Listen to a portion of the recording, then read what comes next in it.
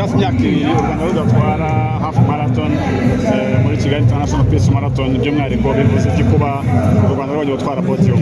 Icyambere umuntu nabanza gushimira cyane ni Sina Gerard, ndamushimira kuko aramfashe cyane mu myitozo, nta kintu nabuze.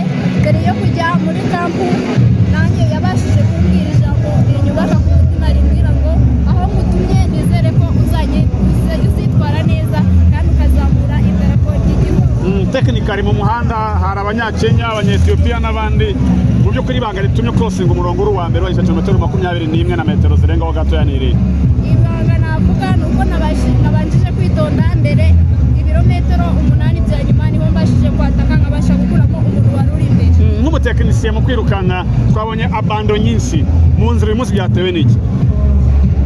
Byatewe n'izuba ryinshi kandi haramutse mu gitondo ikigunda, ntabwo byari byoroshye kuko izuba ryatangiye kuva buri muntu atangira gushya umubiri wose, byari bigoye cyane. Urakoze cyane. Urakoze.